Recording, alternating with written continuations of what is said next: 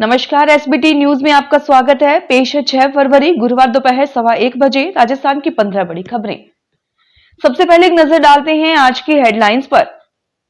भारतीयों के डिपोर्टेशन पर संसद में हंगामा, विपक्ष ने शर्म करो के नारे लगाए। लोकसभा की कार्यवाही 2 बजे तक स्थगित।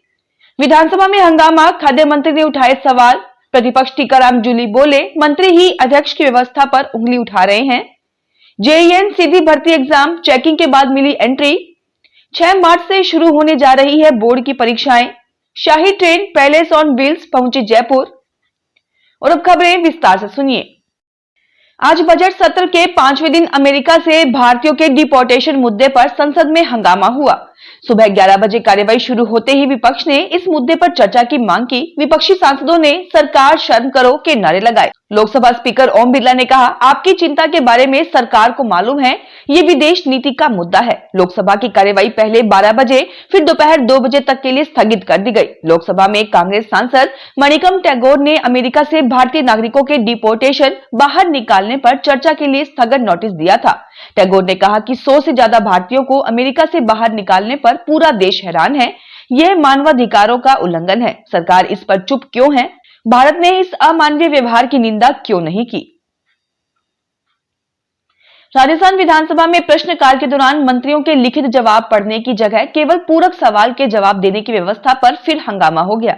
अध्यक्ष के फैसले पर खाद्य मंत्री सुमित गोदारा ने ही सवाल उठा दिया तो नेता प्रतिपक्ष टीकाराम जूली ने आपत्ति करते हुए कहा कि मंत्री ही अध्यक्ष की व्यवस्था पर सवाल उठा रहे हैं। इस पर गुरुवार को जमकर हंगामा हुआ। स्पीकर ने भी मंत्रियों पर नाराजगी जताई। भाजपा विधायक ललित मीणा के सवाल पर जवाब देने के लिए खाद्य मंत्री सुमित गोदारा खड़े हुए तो स्पीकर वासुदेव देवनानी ने उन्हें केवल पूरक सवाल का जवाब देने के लिए कहा। इस पर मंत्री ने कहा कि विधायक लिखित जवाब भी सुनना चाहते हैं।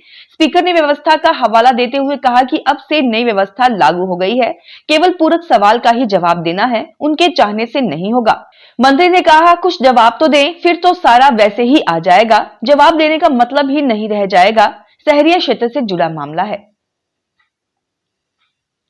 राजस्थान कर्मचारी चयन बोर्ड की कनिष्ठ अभियंता जेईएन संयुक्त सीधी भर्ती परीक्षा आज गुरुवार से शुरू हुई। परीक्षा केंद्र पर सुबह से ही अभ्यर्थियों का पहुंचना शुरू हुआ।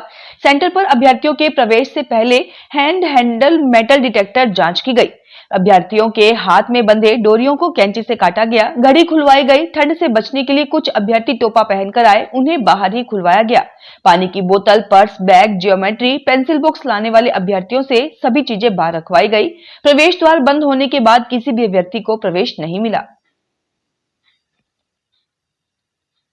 राजस्थान माध्यमिक शिक्षा बोर्ड की परीक्षाएं 6 मार्च से शुरू होने जा रही हैं। बोर्ड परीक्षाओं के लिए ड्रेस कोड लागू किया गया है। स्टूडेंट स्कूल ड्रेस में ही परीक्षा दे पाएंगे। उन्हें परीक्षा केंद्र प्रवेश पत्र के साथ पहचान पत्र भी ले जाना होगा। पहचान पत्र के रूप में स्कूल की आईडी भी मान्य होगी। शाही train palace on the wheels Jaipur के गांधीनगर रेलवे स्टेशन पहुंच गई है। इसमें America, UK, Qatar, Switzerland, Bharat समेत कुल 60 देशी विदेशी पर्यटक शाही ट्रेन में सवार हैं। पर्यटकों का ट्रेन से बाहर निकलने पर स्वागत होगा। पर्यटकों के स्वागत में कलाकारों की प्रस्तुति दी जाएगी। मेहमान गांधीनगर स्टेशन से आमेर फोर्ट के भ्रमण के लिए रवाना होंगे।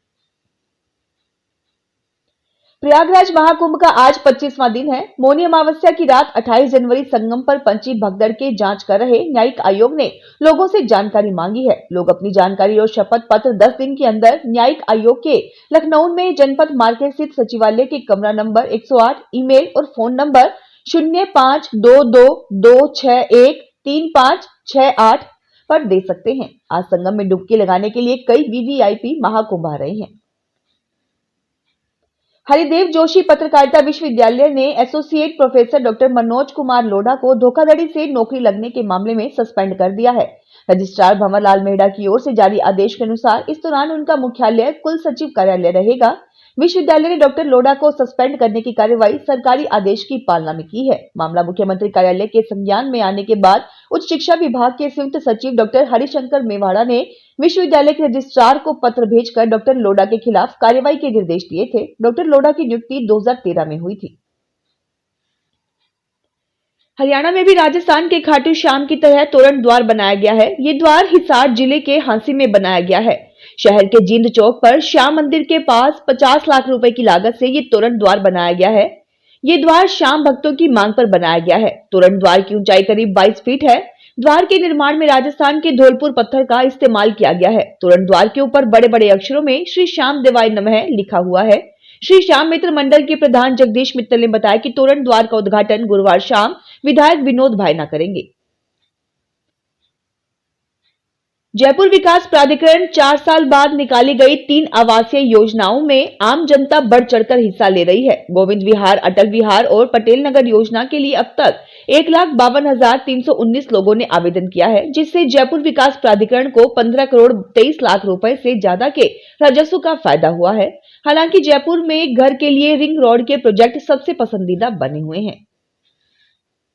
उदयपुर नगर निगम की टीम अतिक्रमण हटाकर आगे बढ़ रही है और पीछे कुछ लोग थोड़े समय में वापस आकर सड़क सीमा में अपनी दुकान शुरू कर देते थे। नगर निगम ने एकाएक ऐसे स्थानों पर एकाएक जाकर कार्रवाई की और सड़क सीमा में अतिक्रमण कर ठेला कैबिन लगाने वालों पर कार्रवाई की। नगर निगम आयुक्त राम प्रकाश ने बताया कि हमारी टीम ने पूर्व में शहर के चेतक सर्किल, पहाड़ी बस स्टैंड, यूआईटी पुलिया, सुखाड़े सर्किल आदि सार्वजनिक स्थानों से लेकर सड़कों पर लगे ठेले और अस्थायी सामान हटाए थे। इस बीच कुछ जगह पर अतिक्रमी फिर जम गए। भीलवाड़ा महोत्सव का शुभारंभ कल 7 फरवरी को सुबह 9:30 बजे जिला कलेक्ट्रेट परिसर से निकलने वाली शोभा यात्रा से होगा। इसके बाद 11 बजे से चित्रकूट धाम में लोक कला प्रतियोगिताओं जैसे पेंटिंग, मांडना, मेहंदी, रंगोली, चित्रकला व सितोलिया आदि का आयोजन होगा। शाम 5 से 7 बजे तक टाउन हॉल में लोक नाट्य अहिल्याबाई का मंचन होगा। रात्रि 8 बजे से राजेंद्र मार्ग पर शैलेश लोढ़ा नाइट शो तथा रात्रि 10 बजे लेजर शो के माध्यम से दर्शकों को आकर्षित किया जाएगा। मेहंदीपुर बालाजी मंदिर ट्रस्ट द्वारा लोगों को प्रयागराज महाकुंभ की निःशुल्क यात्रा कराई जाएगी। उत्तर भारत के बड़े मंदिरों में प्रसिद्ध मेहंदीपुर बालाजी धाम के महंत डॉक्टर नरेशपुरी गोस्वामी ने लोगों को प्रयागराज महाकुंभ की निःशुल्क बस यात्रा करने की घोषणा की है। यात्रा के दौरान आवागमन, ठहरने और भोजन की व्यवस्था बालाजी ट्रस्ट की ओर से निःशुल्क रहेगी। ऐसे में महाकुंभ स्नान के लिए जाने वाले लोगों का रजिस्ट्रेशन शुरू कर दिया गया है। पहली बस 9 फरवरी को बालाजी मंदिर से रवाना होगी। समाज में व्याप्त कुरीतियों को दूर कर सुधार की दिशा में मीणा समाज ने कई बड़े निर्णय लिए हैं। इसके लिए महवा के समलेटी स्थित मीनेश भगवान मंदिर पर आदिवासी मीणा सेवा संघ के तत्वाधान में समाज सुधार को लेकर महापंचायत का आयोजन किया गया। मीणा सेवा संघ के तहसील अध्यक्ष पूर्व प्रधान शिव प्रसाद मीणा की अध्यक्षता में आयोजित हुई महापंचायत में सामाजिक कुरीतियों को लेकर समाज के पंच पटेलों ने अपने अपने विचार व्यक्त किए, जिसमें तय किया गया कि समाज हित में जो निर्णय लिए गए हैं उनकी पालना नहीं करने पर संबंधित गांव के पंच पटेल संबंधित व्यक्ति के खिलाफ कठोर निर्णय ले सकेंगे। हरियाणा के पूर्व गृह राज्य मंत्री एवं हरियाणा लोकहित पार्टी के प्रमुख गोपाल कांडा अपने परिवार व रिश्तेदारों के साथ प्राइवेट जेट में सवार होकर प्रयागराज महाकुंभ में पहुंचे। यह कांडा परिवार और उनके रिश्तेदारों ने संगम में डुबकी लगाई। गोपाल कांडा के साथ उनके भाई गोविंद कांडा, उनकी पत्नी समधी राकेश बिंदल के साथ साथ बेटियां दामाद भी शामिल रहे। गौरतलब है कि कांडा परिवार पिछले कई दिनों से गोपाल कांडा के छोटे भाई गोविंद कांडा के बेटे धवल कांडा की शादी के समारोह में व्यस्त थे। भारत के पूर्व गेंदबाज और आईसीसी रेफरी जवागल श्रीनाथ और umpire Nitin Menon ICC champions trophy 2025 के लिए पाकिस्तान नहीं जाएंगे। मेनन ने निजी कारणों का हवाला देते हुए पाकिस्तान जाने से इनकार कर दिया। वहीं श्रीनाथ ने एक अखबार से बातचीत करते हुए कहा कि उन्होंने चैंपियंस ट्रॉफी के दौरान आईसीसी से छुट्टी मांगी थी, क्योंकि वह पिछले 4 महीनों से सीरीज के लिए घर से बाहर थे। टूर्नामेंट 19 फरवरी से 9 मार्च तक पाकिस्तान और दुबई में होना है।